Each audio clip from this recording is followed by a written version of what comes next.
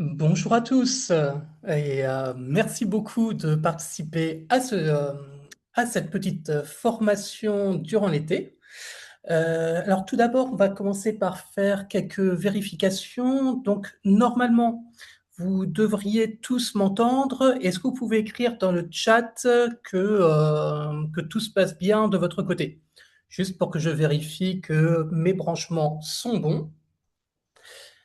Et aussi durant ce live, donc comme il y a beaucoup de participants, vos caméras et vos micros sont coupés, mais normalement, vous avez accès au chat. Donc, si vous regardez bien en bas, vous avez l'onglet Discuter et dedans, vous pouvez saisir du texte. Voilà, n'hésitez pas à commencer déjà à écrire quelques éléments juste pour vérifier la fonctionnalité.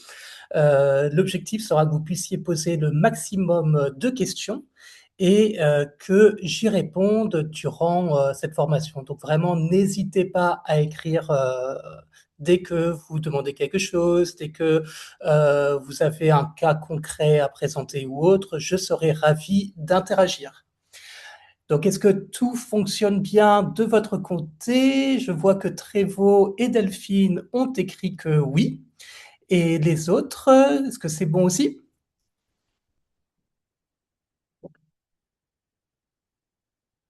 Ok. Alors, tac, je vérifie un élément. On est bon. Donc, on va se lancer.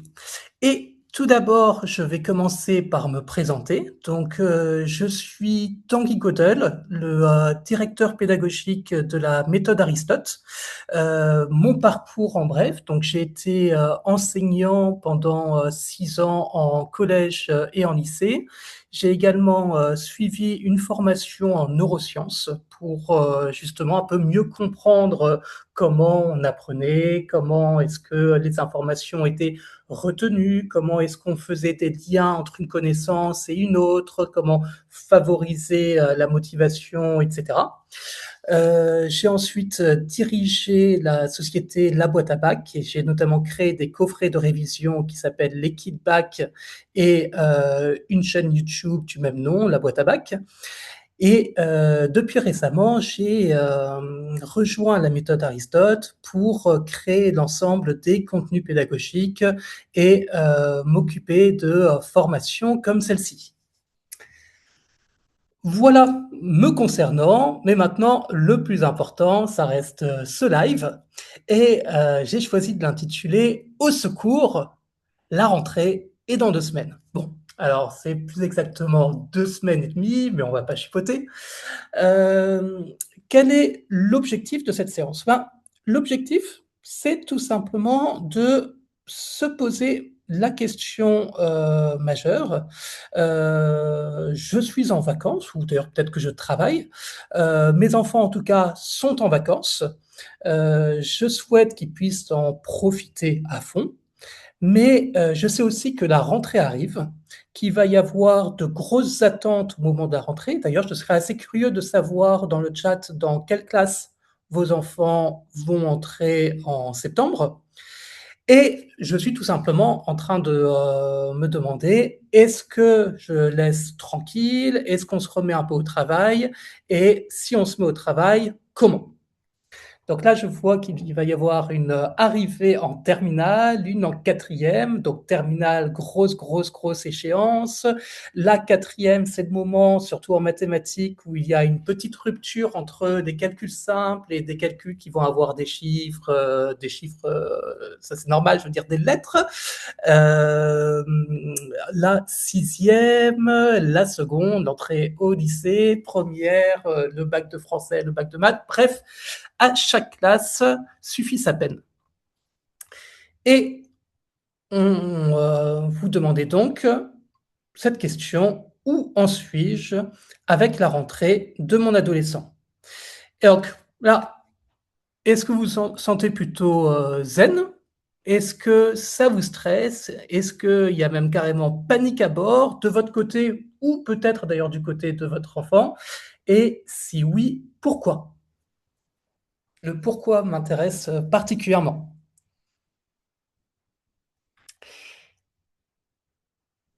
Je vais attendre que vous ayez le temps. Ça me stresse, mon ado, pas du tout. Et je suppose que si votre adolescent ne stresse pas, ça vous stresse encore plus.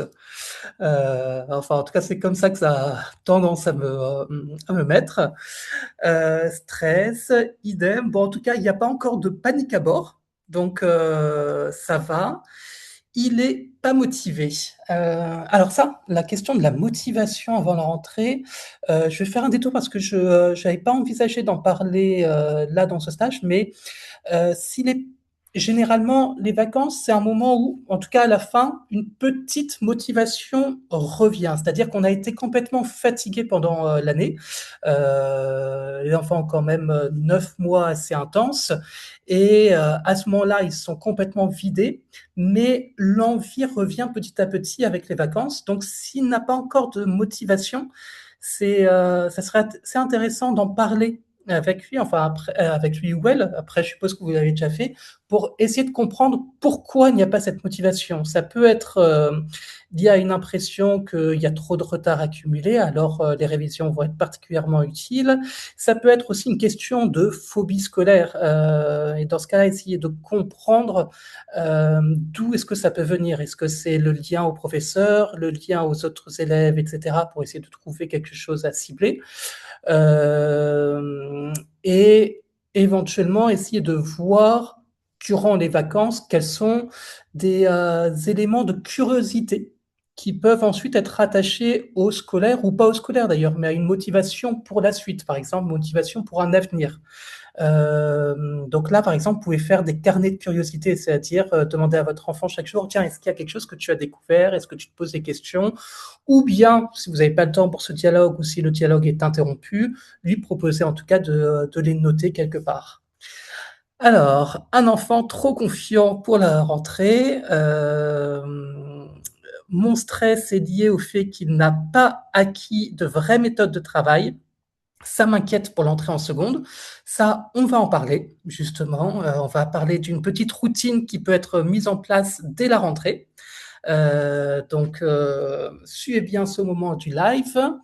La question des méthodes de travail. On va faire un petit passage sur ça et se demander parfois si méthode, c'est quelque chose qu'on utilise souvent d'une façon très large. Ça peut être méthode dans telle ou telle matière, par exemple la méthode de la dissertation, la méthode de la démonstration en mathématiques ou autre, comme ça peut être la routine de travail, c'est-à-dire comment s'organiser, structurer pour déjà travailler régulièrement. Donc ça, quand on parlera des types de difficultés de vos enfants, vous pourrez m'en reparler et on essaiera de préciser quels sont ces problèmes de méthode.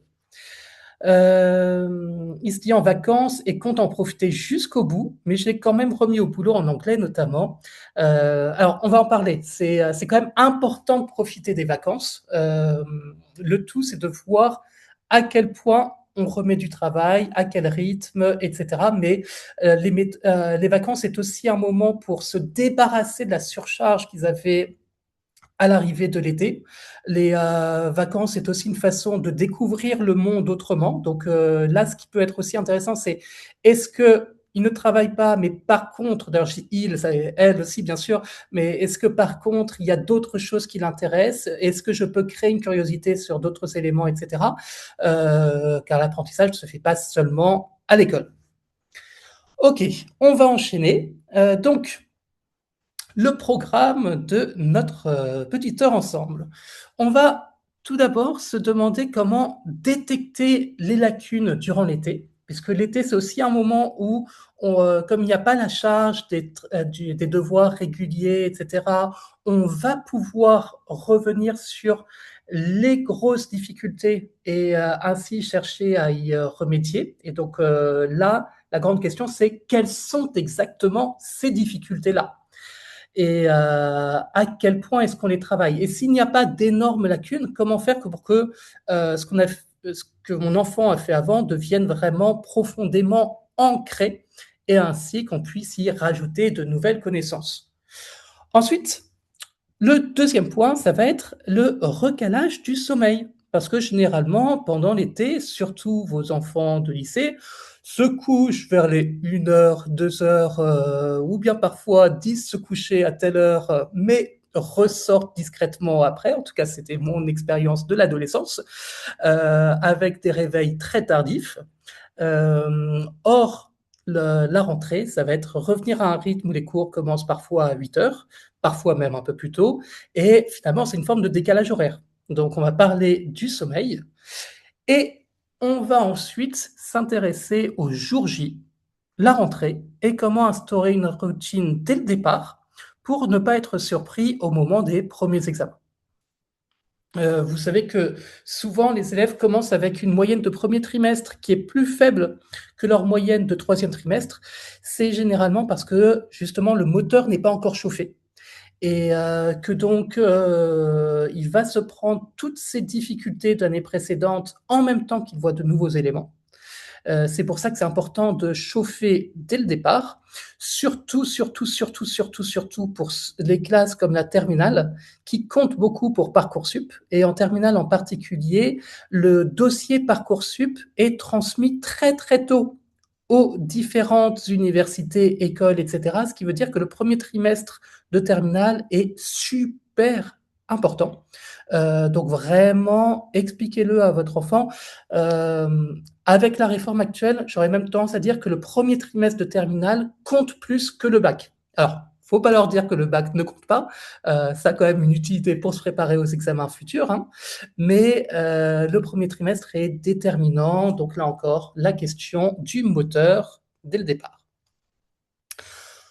Ok, est-ce que vous avez des questions sur le programme avant qu'on se lance? Et je vais aussi regarder un peu les nouveaux éléments qui ont été rajoutés dans le chat.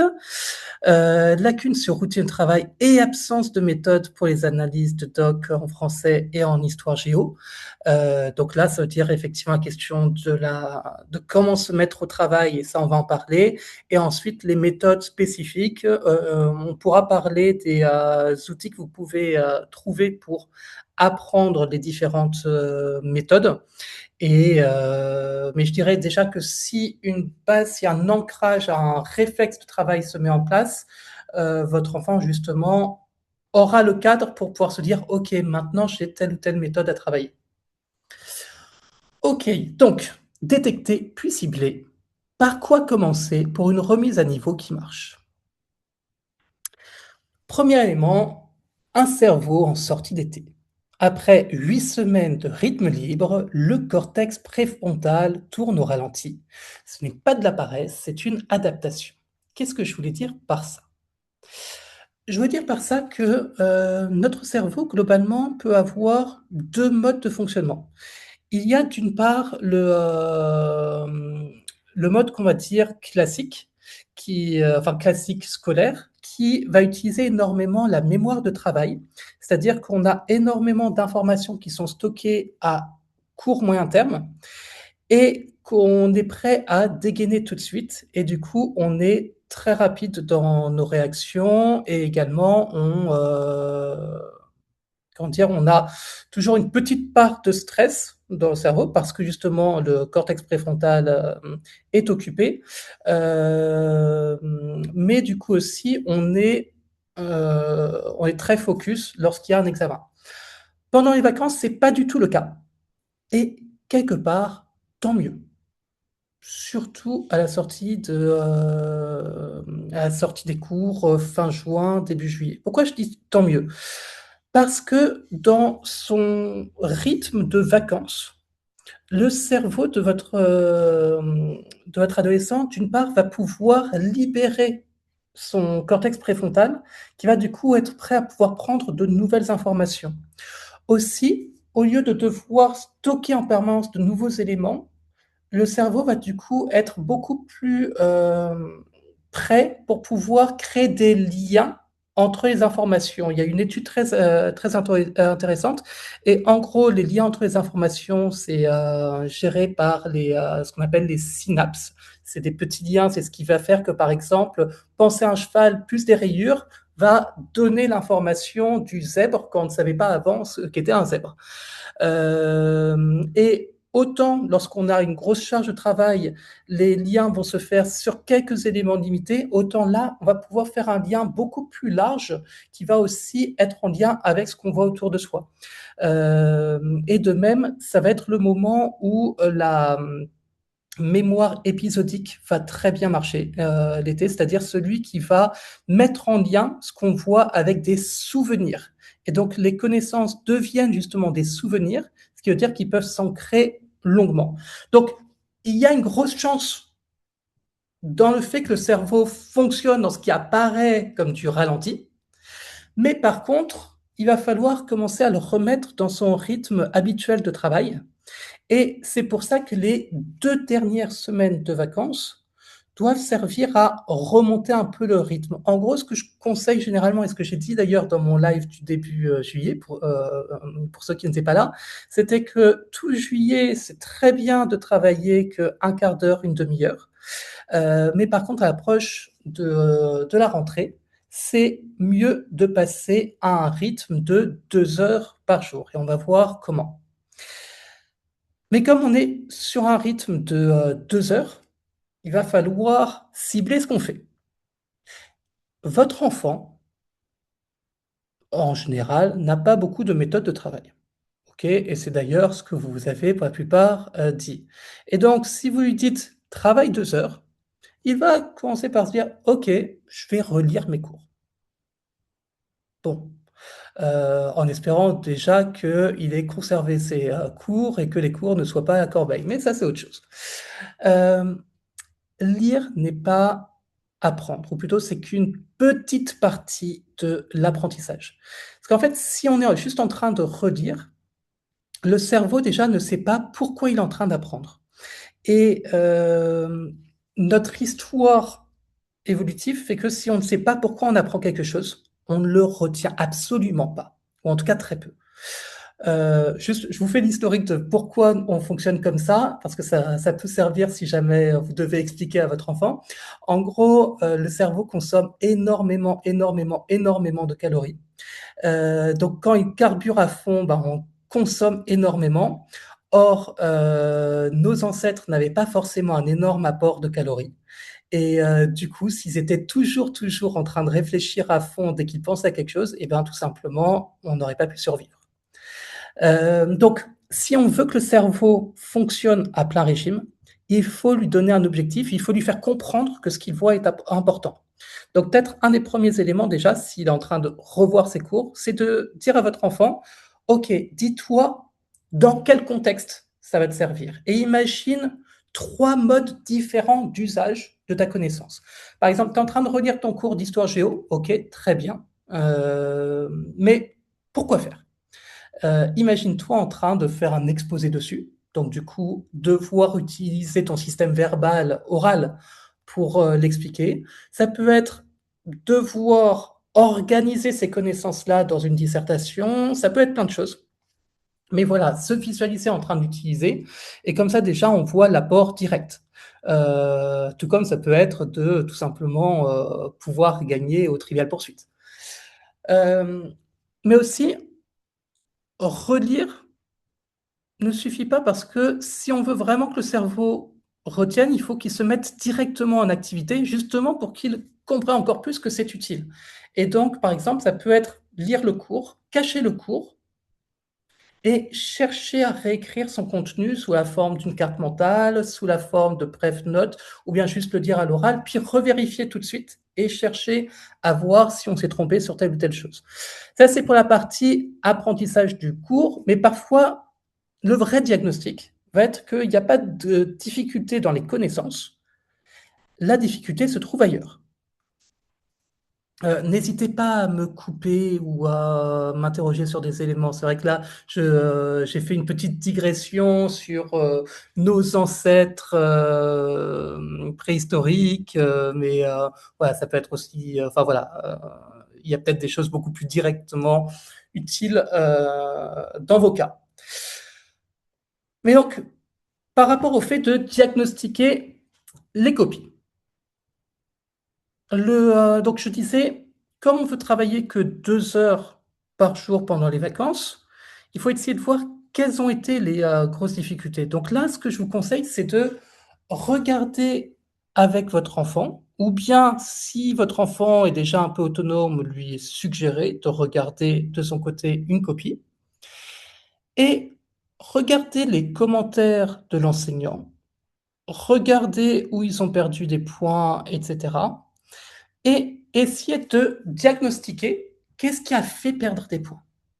Et là, plutôt que faire méthodo d'une part et connaissance d'autre part, on va plutôt être sur 4 éléments. C'est l'erreur de compréhension. Donc, c'est que la notion n'est pas pleinement acquise, donc ça, c'est vraiment le cours. C'est ensuite l'erreur de méthode dans le sens de la procédure. Par exemple, ne pas réussir à faire une dissertation. Désolé, je me rends compte que j'ai beaucoup enseigné au lycée, donc je pense beaucoup aux épreuves de lycée. Pour le collège, ça va être la réponse à une question de compréhension n'est pas clairement organisée. Ou bien par rapport aux connaissances de votre enfant, les mots utilisés sont un peu trop vagues et donc votre enfant n'a pas encore compris qu'il fallait être précis dans la réponse. Tout ça, on peut le ranger dans erreur de méthode. D'ailleurs, parfois, justement, une erreur de méthode peut être interprétée comme une erreur de compréhension et c'est là qu'il faut parler avec votre enfant. Ce dont je parlais sur les termes vagues, parfois les mots sont vagues parce que les mots plus précis ne sont pas connus. En histoire, par exemple, ne pas connaître le mot totalitarisme ou bien avoir oublié tiers état ou des choses comme ça. Parfois, c'est juste que la connaissance était là, mais que votre enfant n'a pas compris qu'il fallait être précis dans les mots.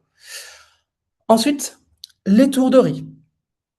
L'étourderie, ça peut être plein de choses. S'il y a beaucoup d'erreurs d'étourderie en fin de copie, ça peut être de la fatigue. Ne pas réussir à maintenir le même niveau de focus du début à la fin. Tout comme ça peut être un problème de gestion du temps. En gros, au départ, votre enfant relisait bien ce qu'il écrivait, et cetera. À la fin, il y a plus le temps, c'est écrit, je vais me permettre, à l'arrache. Ou parfois, ça peut juste être de la précipitation. Le nombre de fois que j'ai vu, puisqu'en tant qu'enseignant, quand je surveille le bac, je vois beaucoup de choses. Et parfois, on voit des élèves qui partent 1 heure avant la fin de l'examen, et tu regardes la copie, tu te demandes juste pourquoi. Pourquoi est-ce que Servant est parti? Et ça, c'est juste une question de précipitation et pas savoir comment faire une relecture. Donc, dans ce cas, l'étourderie montre plutôt une incapacité à savoir se relire ou encore une précipitation comme ne pas avoir préparé ses idées au brouillon. Et parfois, le problème vient et même je dirais souvent, le problème vient de lacunes antérieures. Ça, c'est particulièrement le cas en maths. En maths, on voit des erreurs de première qui, sont en fait liées au fait que la notion même de fonction n'était pas comprise. Ou bien encore, il y a des erreurs sur les vecteurs, mais en fait, c'est tout simplement que le théorème de Pythagore, parce que oui, Pythagore peut servir aux vecteurs, n'était pas mémorisé ou qu'on ne savait pas que ça pouvait être utilisé dans tel ou tel cas. Donc ça peut être des lacunes antérieures, tout comme ça peut être ne pas comprendre comment une connaissance précédente peut être utilisée dans un nouveau cas. OK. Ça, voilà, c'est peut-être ce qui va être le plus difficile pour vous à diagnostiquer avec votre enfant, parce que, ben, vous connaissez pas tout le programme, scolaire.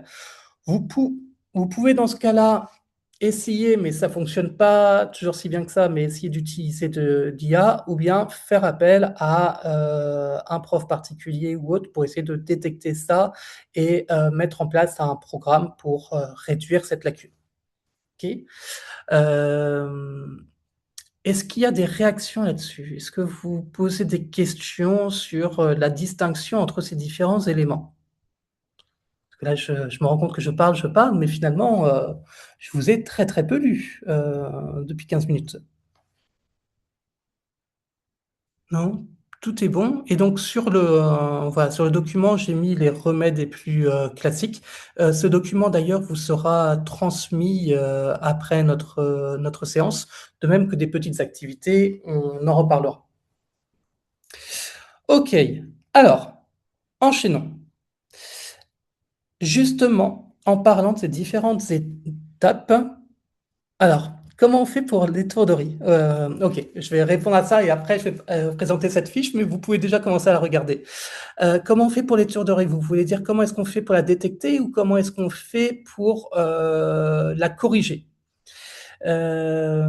Si c'est pour la corriger, Hem, je dirais que c'est, donc j'en ai un petit peu parlé, mais c'est déjà voir si l'étourderie vient de la fatigue ou de la précipitation.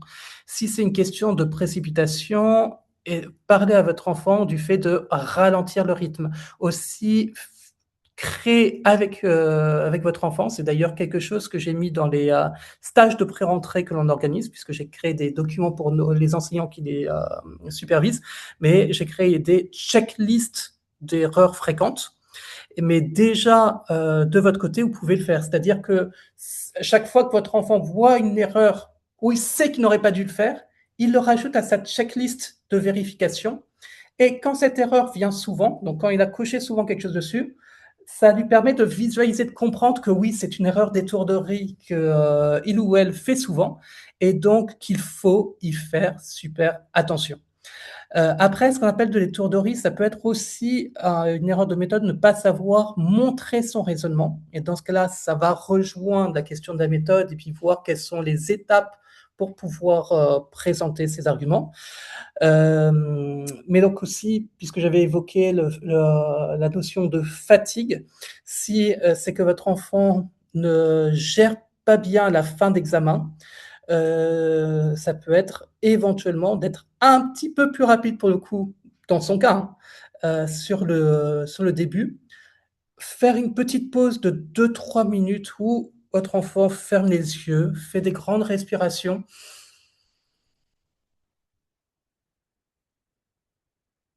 et cetera. Ce qui va lui permettre de, faire mieux tourner son cerveau en deuxième partie d'épreuve et ça aussi tout simplement savoir faire ces respirations-là. Le type de respiration que je vous ai montré, c'est à faire 2-3 fois au milieu de l'épreuve.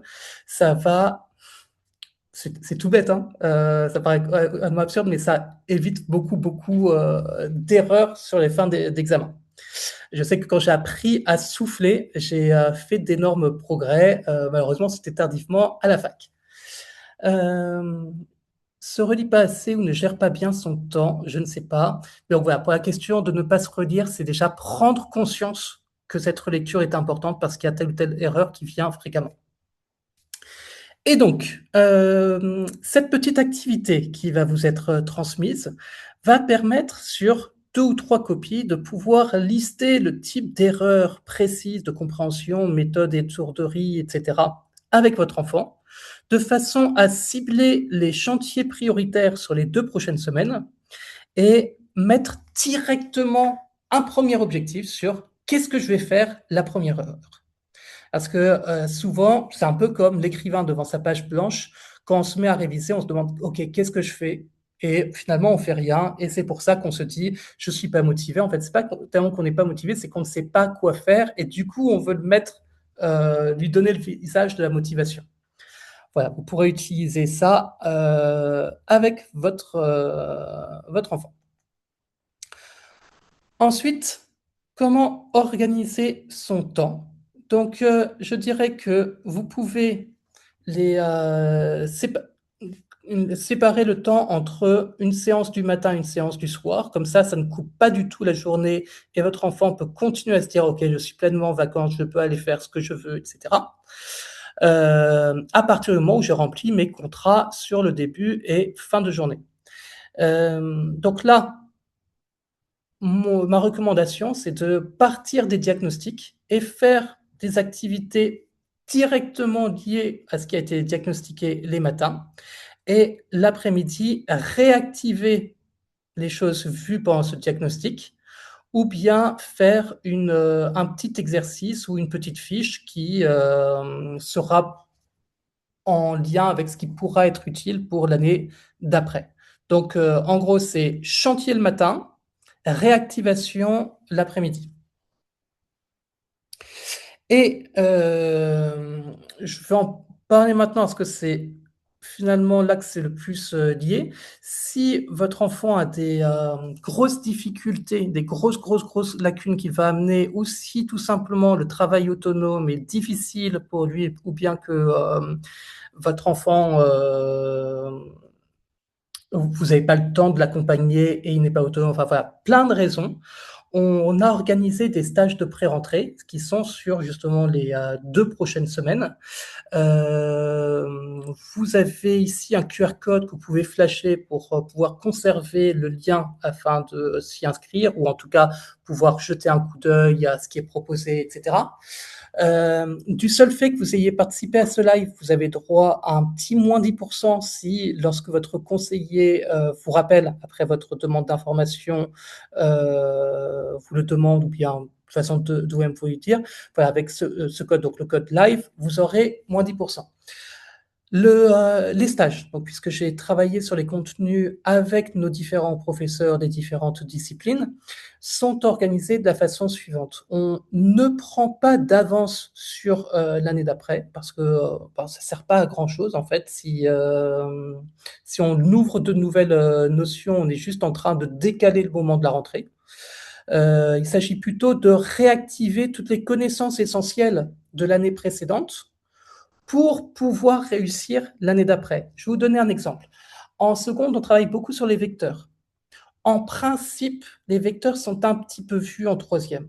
Dans les faits, ils sont très très peu vus ou bien très très peu maîtrisés.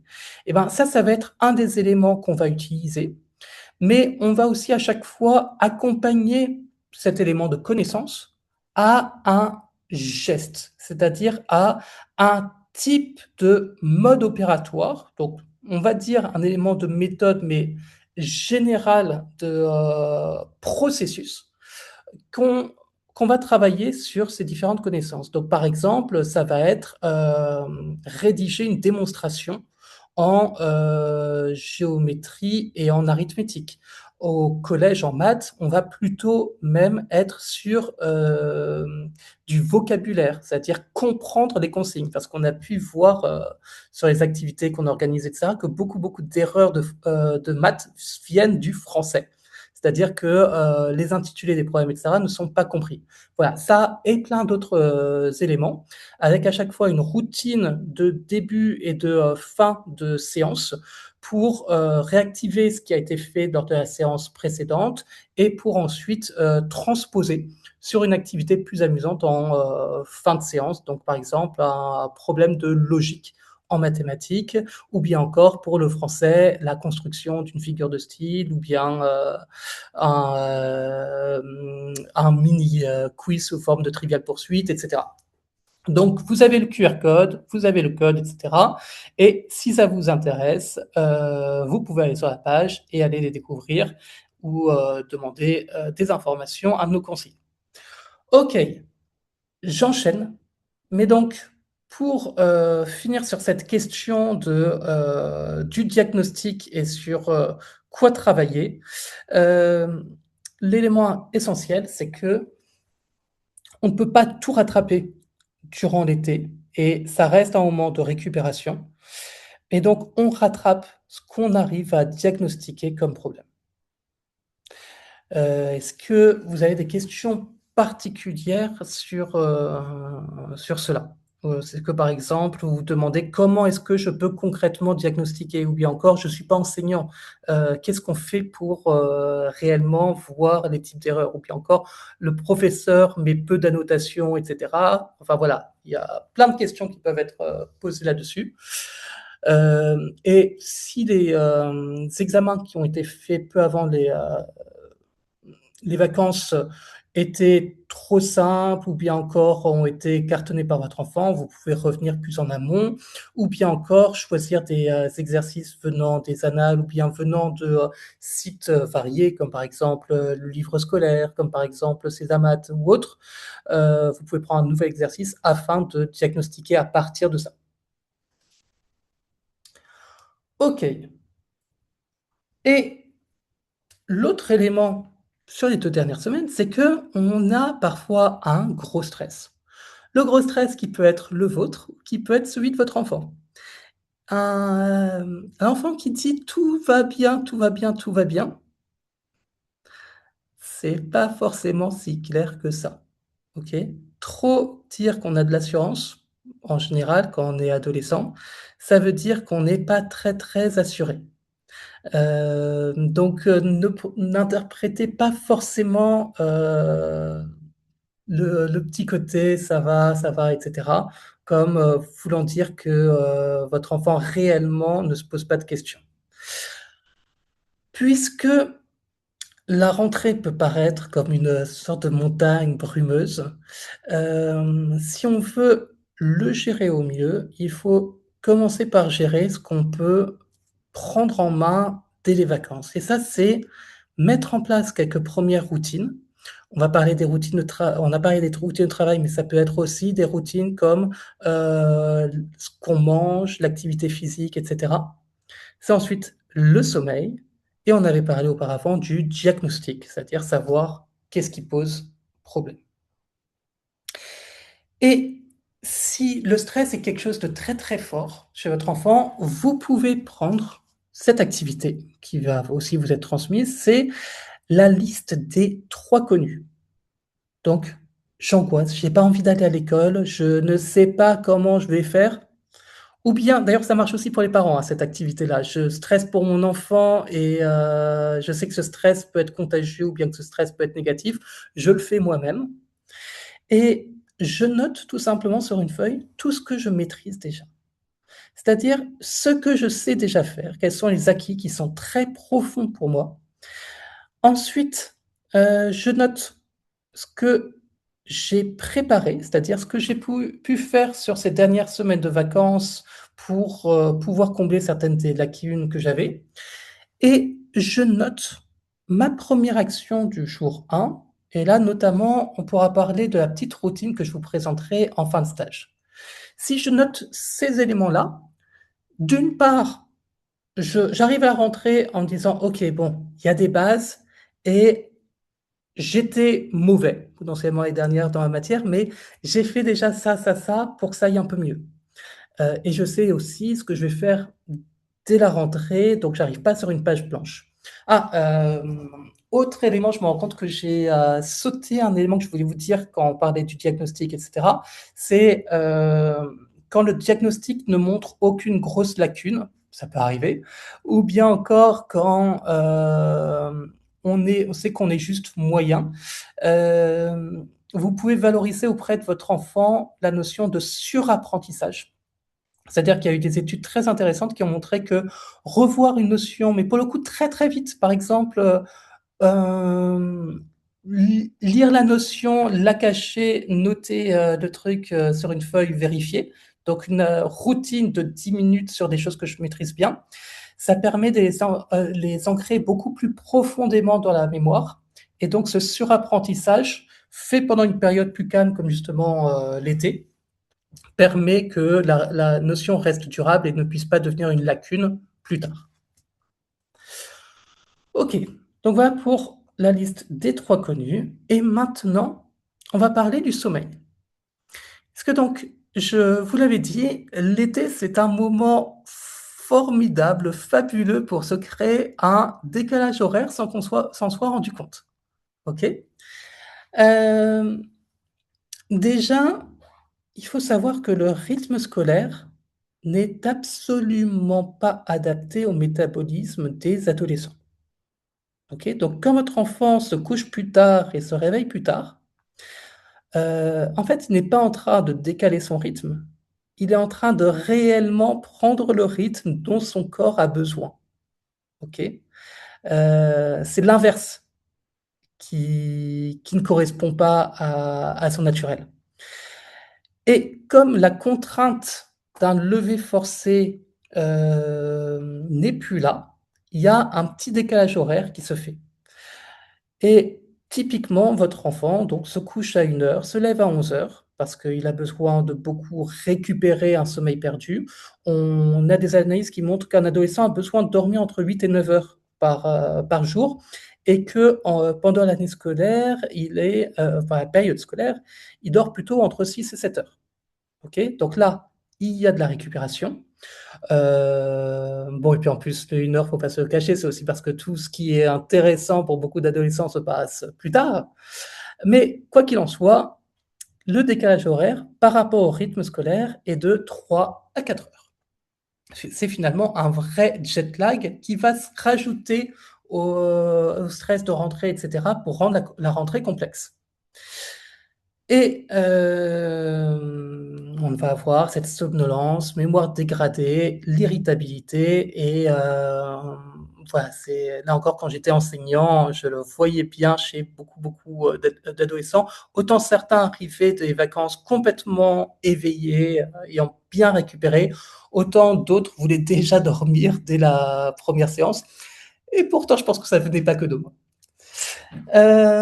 Donc si vous voulez le gérer d'une façon pas trop brutale, vous pouvez déjà parler à votre, enfant de ce jet lag qui s'est mis en place pour qu'il comprenne, l'enjeu et sur les 10 derniers jours, décaler le sommeil de 15 minutes. Lui dire: «OK, bon, ben, là, je t'ai laissé tranquille, tu as pu te coucher à 1 heure et cetera. Ben, maintenant, tu vas te décaler d'1/4 d'heure chaque jour et tu vas le noter, heu, pour que tu puisses vérifier que ça s'est bien calé. Alors bon, naturellement tout ça c'est du luxe, hein. Si votre enfant réellement fait cette notation de 15 minutes et cetera, dans ce cas-là, c'est que clairement, vous n'avez pas besoin de moi. Mais donc ça peut se gérer autrement. Ça peut être, juste dire progressivement, voilà, là quand même, couche-toi un peu plus tôt et cetera. Ça peut être par demi-heure tous les 2-3 jours. Mais le principe, c'est celui-là, c'est de parler de ce jet lag et commencer à mettre en place des éléments pour que le coucher et le, réveil surtout se remettent correctement. Pour un bon sommeil, je le rappelle, mais les écrans faut mieux dans l'idéal qu'ils soient coupés 1 heure au moins avant de dormir parce que, voilà, les écrans, c'est plein d'informations qui arrivent d'un coup, c'est aussi de la lumière bleue et cetera et après une fois que le rythme est bien pris, chercher dans la mesure du possible à conserver un rythme avec un lever fixe, même quand les cours sont un peu plus tard, parce que c'est ce qui va faire que le réveil, matinal soit moins douloureux. OK et donc j'en parlais pour, déjà réduire une des barrières à l'entrée pour, noter cette question de coucher et de lever, j'ai fait une fiche qui a déjà, tous les éléments prêts. Il ne reste plus qu'à noter l'heure de coucher et l'heure de lever. Donc ça réduit, le travail nécessaire dessus et pouvoir se noter qu'on a éteint les lumières, coupé les téléphones, et cetera. Si ce n'est pas utilisé à la lettre près, ce n'est absolument pas un problème. Le, document, c'est plus aussi une façon d'entamer une discussion avec votre enfant. Même s'il ne l'utilise pas à la lettre, si par contre il y a une certaine conscience de cela, c'est déjà un gros élément gagné. OK. Est-ce que vous avez des questions par rapport à cette question du sommeil, et cetera? Ou bien est-ce que vous dites: «Ah mais moi si j'en parle à mon enfant, ça va être une source de conflit ou autre?» Dites-moi, n'hésitez pas. Et d'ailleurs, si vous voyez que je suis en train de sauter parce que là je vais, directement parler des routines de la rentrée. Si vous voyez que qu'il y a des éléments concernant la période des vacances elles-mêmes dont je n'ai absolument pas parlé et qui vous sembleraient intéressants, posez-les en commentaire. Et moi d'ailleurs, je vais attendre vos commentaires dans le chat et donc en profiter pour boire un peu d'eau.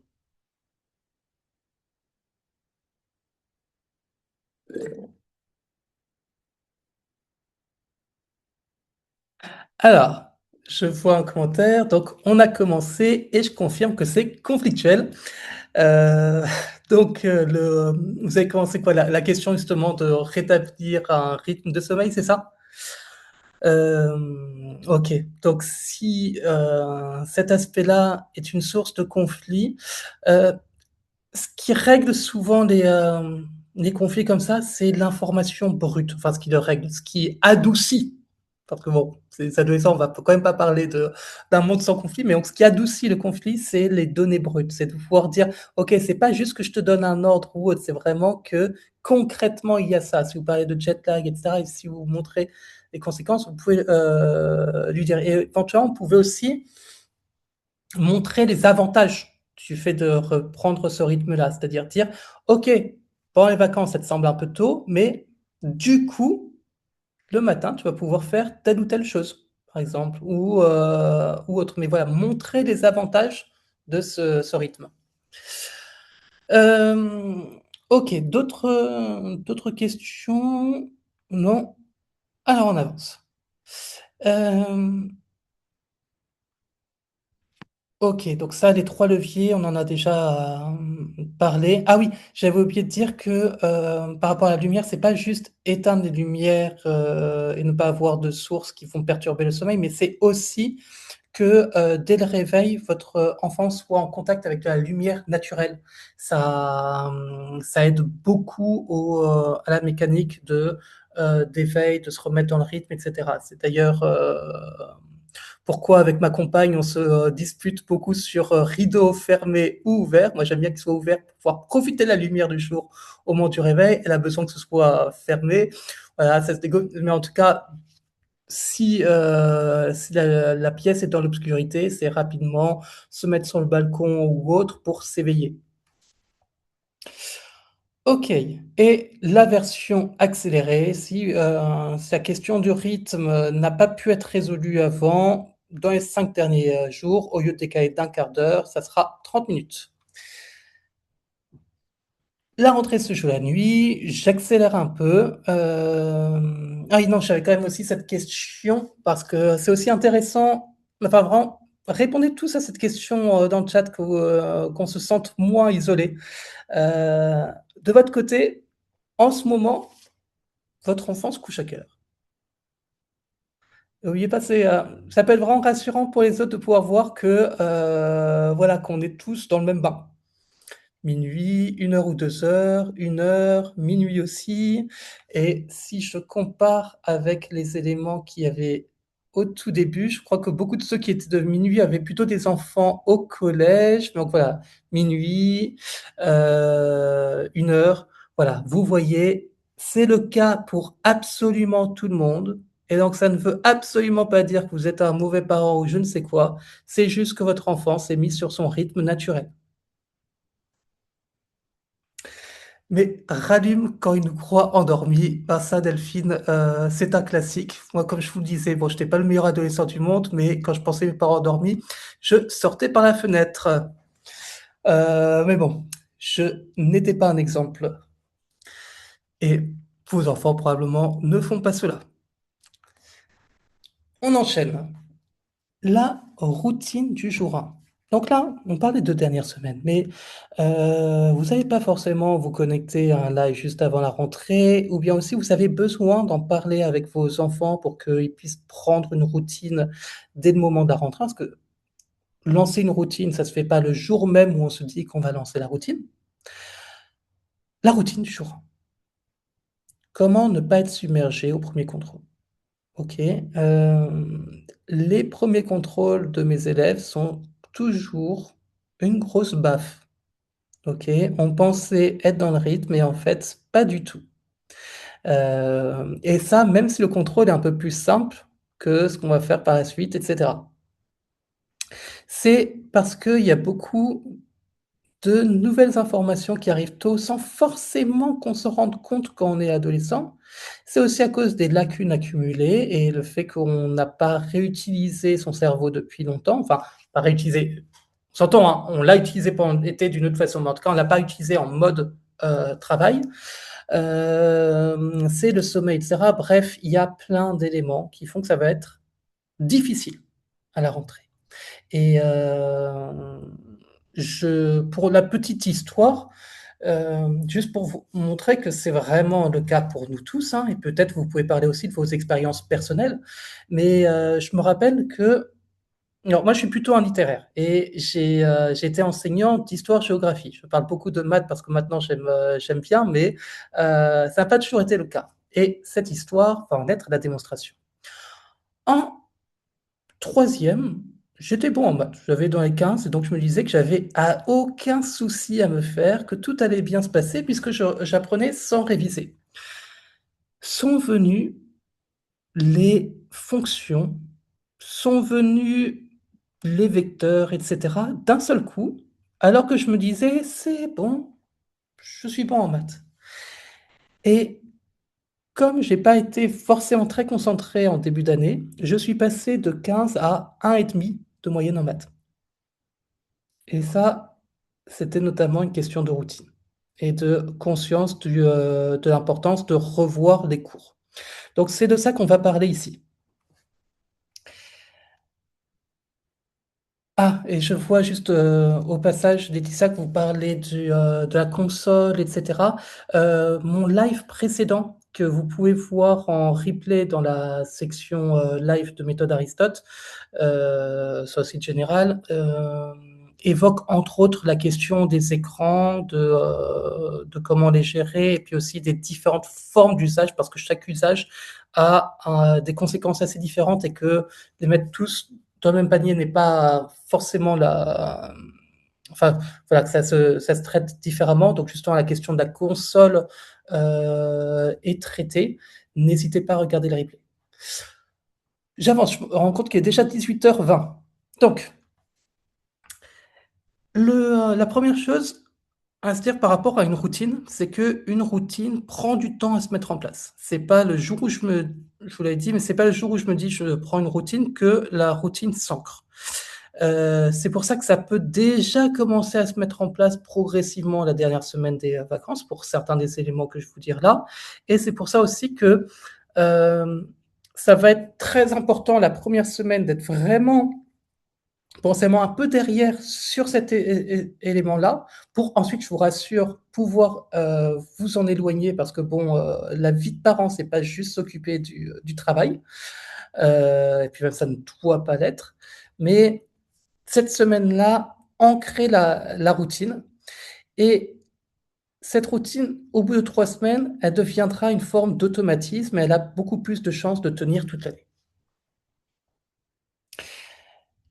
Et la routine dont je vais vous parler là le plus essentiellement, je ferai peut-être par la suite un live sur des routines de sommeil, des routines de diététique, etc., parce que ça a beaucoup d'influence sur le fonctionnement du cerveau et ça peut être bien justement de pouvoir dire à votre enfant pourquoi ça a une influence. D'ailleurs, n'hésitez pas, j'ouvre du coup cette parenthèse de la parenthèse, mais n'hésitez pas à me mettre dans le chat des sujets de live que vous aimeriez bien que je traite à d'autres moments. Mais là, on va être sur une routine très simple de travail qui est le protocole des 5 minutes. Ça, je l'ai découvert par l'expérience avant d'en apprendre ensuite la logique de neurosciences, parce qu'il y a d'énormes logiques qui sont derrière. Mais ce protocole des 5 minutes, je l'ai découvert par un de mes neveux qui spontanément faisait ça chaque soir dès qu'il était tout petit. Et du coup, il travaillait vraiment peu parce qu'à part ça, il faisait pas grand-chose d'autre, mais il avait des résultats super.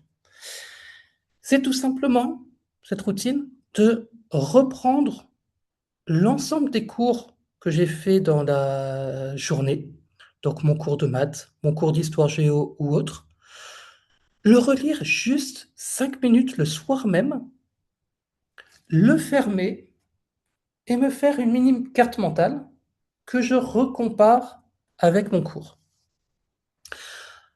Pourquoi est-ce que c'est si important?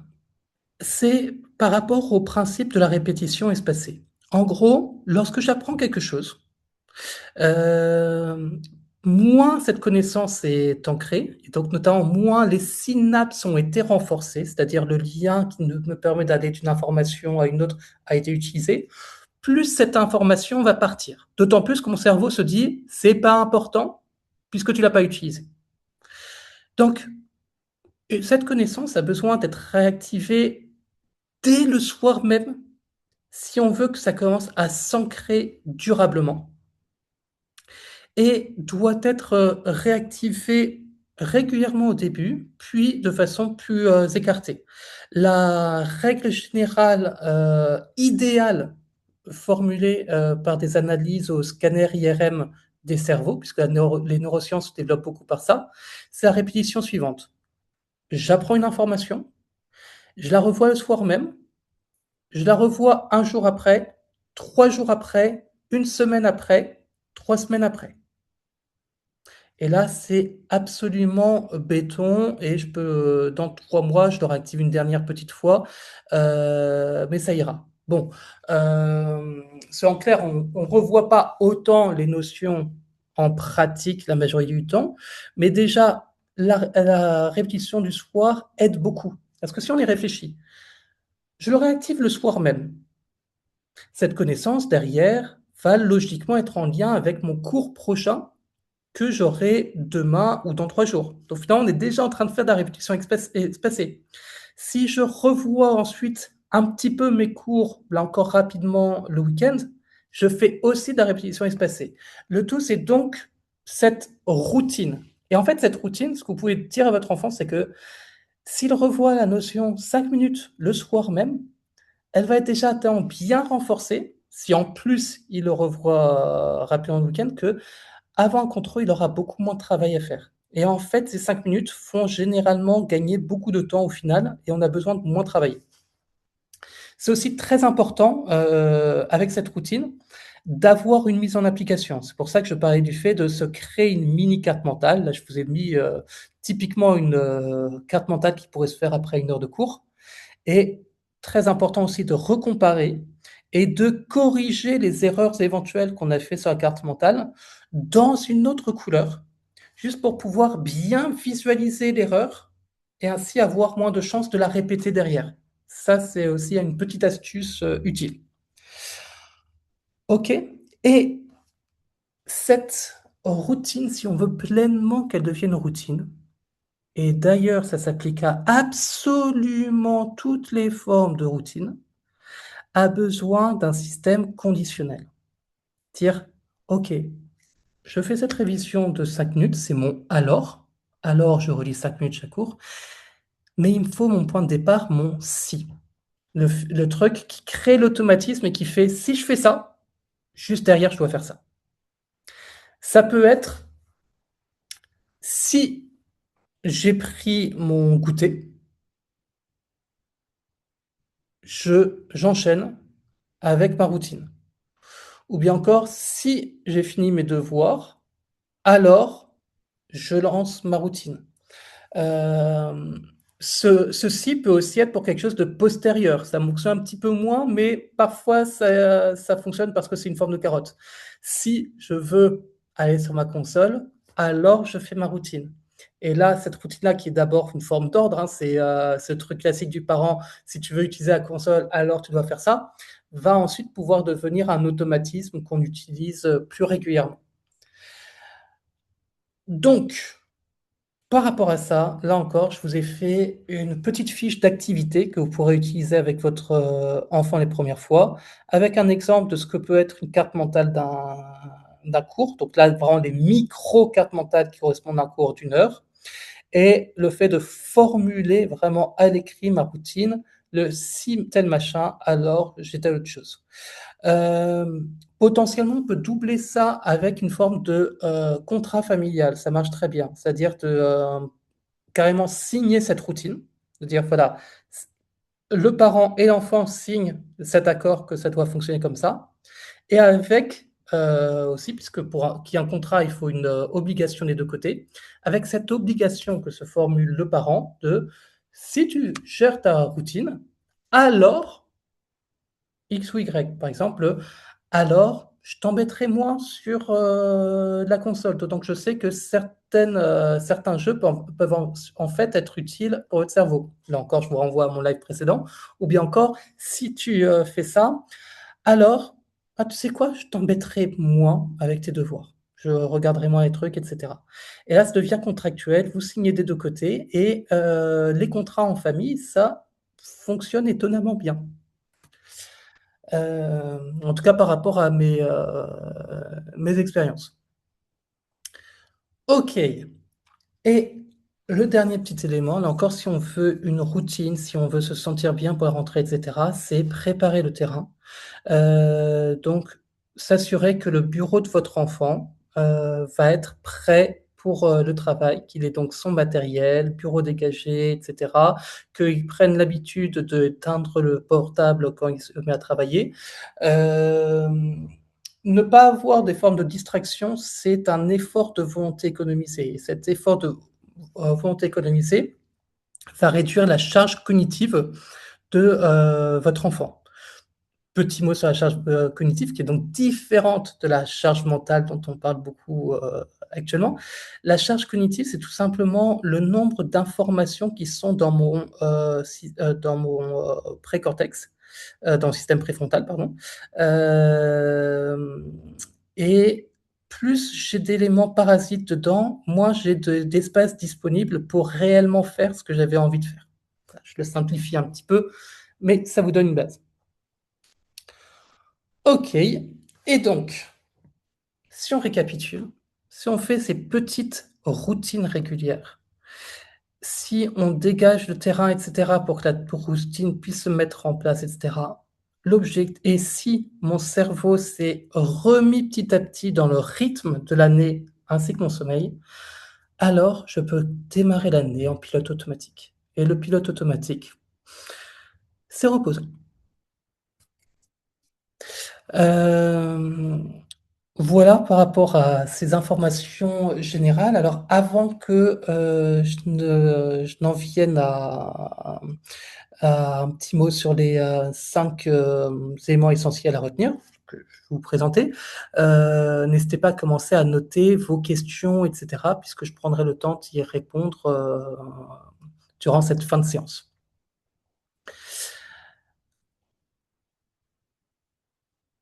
Et aussi, vous pouvez nous répondre à cette question, que j'avais oublié, que j'avais notée. Quelle sera, par rapport à tout ce que j'ai dit et cetera, quelle va être votre première action maintenant en sortant de ce live?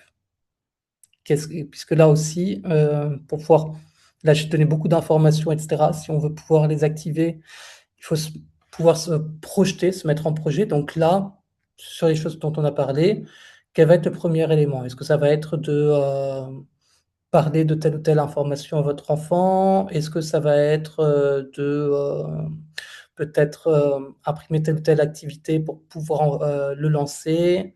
Voilà, dites-le moi. Donc là, en discuter avec mon enfant, ben, oui, surtout tant que l'information est fraîche, ça va aussi vous permettre à vous de réactiver l'information, d'en reparler immédiatement derrière. Donc ça peut être quelque chose de très utile avant de lancer les activités et cetera. Faut que je vérifie d'ailleurs avec l'équipe, mais les activités dont je vous ai parlé, normalement vont vous être envoyées, demain, par mail. Ensuite, je vois qu'il y a effectivement plusieurs personnes qui parlent du diagnostic, contrat familial et cetera. C'est des super façons de pouvoir lancer. Pour le contrat familial, pensez bien avant d'en parler à qu'est-ce que vous voulez mettre exactement dedans et pensez à l'avance aux obligations que vous-même aussi vous envisagez, de votre côté. Que ça soit pas quelque chose qui aille dans un seul sens. Et d'ailleurs, quand on parlait des écrans et cetera, c'est aussi souvent très utile d'ouvrir cette, conversation de façon très ouverte, en parlant de vous aussi, vos, difficultés potentielles avec les écrans. Puisque en tant qu'adulte aussi, on a parfois, on peut être victime du scroll et cetera, par exemple. Heu, Trier les affaires, effectivement. Alors c'est vrai qu'en plus, il va y avoir les courses de la rentrée et cetera et c'est vrai que s'en débarrasser pendant ces, 2 dernières semaines de vacances, ça libère là encore de la, pour le coup, charge mentale de rentrée. OK, bon, en tout cas, je vois qu'il y a beaucoup, beaucoup de mises en application directes qui sont évoquées. C'est génial. Hem Pour résumer, OK? Parce que si je veux être un bon, pédagogue, moi aussi il faut que je fasse la validation directe.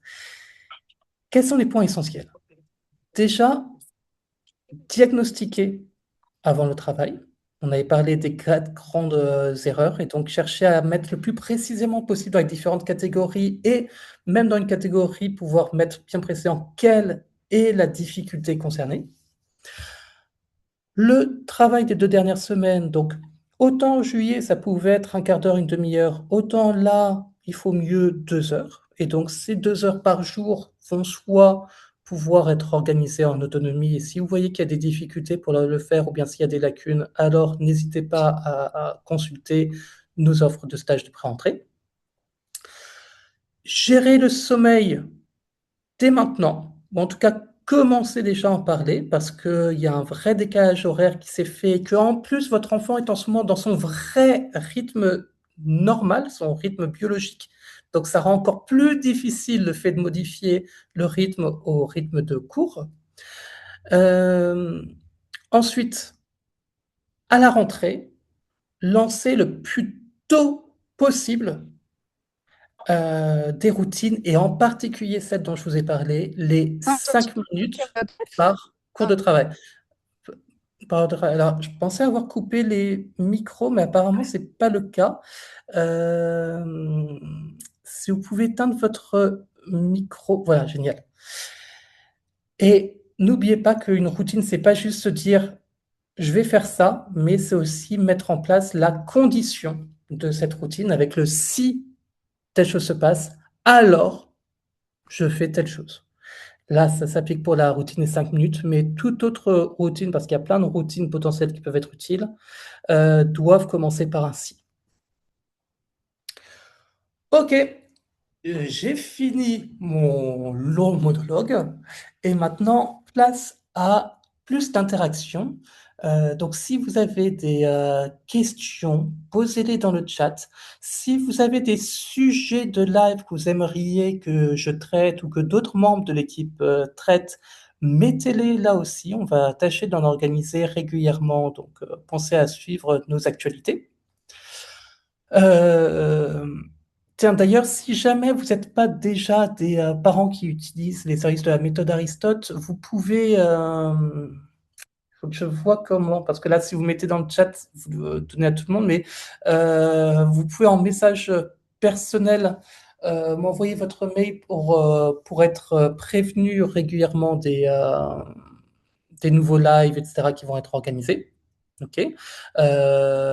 Donc pour me prévenir, vous pouvez envoyer un mail à contact@méthodearistote. Le mail est sur le site. Je vois qu'il y a toujours pas de questions. J'espère que mon monologue ne vous a pas endormi. D'ailleurs, n'hésitez pas s'il y a des différentes questions, etc., que vous avez. Je crois que j'ai dit n'importe quoi, mais là encore, c'est la fatigue post 1 heure. Mais voilà. Si vous avez aussi des remarques sur l'organisation, etc., vraiment, n'hésitez pas.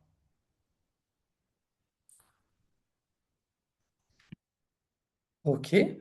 Bon, bah, du coup, pas de questions. Eh bien, écoutez, dans ce cas-là, je vais mettre fin au live et je vous remercie beaucoup, beaucoup pour votre présence. J'espère vraiment que ce live vous a servi et aussi à réduire, parce que vous aviez parlé beaucoup du stress de la rentrée. J'espère qu'avec les éléments dont on a parlé, le fait que maintenant il y ait des idées de choses à mettre en place, ce stress peut s'alléger. Euh, le stress n'est pas une mauvaise chose en soi, tant qu'on arrive ensuite à le canaliser. Ok, eh bien écoutez, très très bonne soirée et à bientôt pour d'autres lives. Au revoir.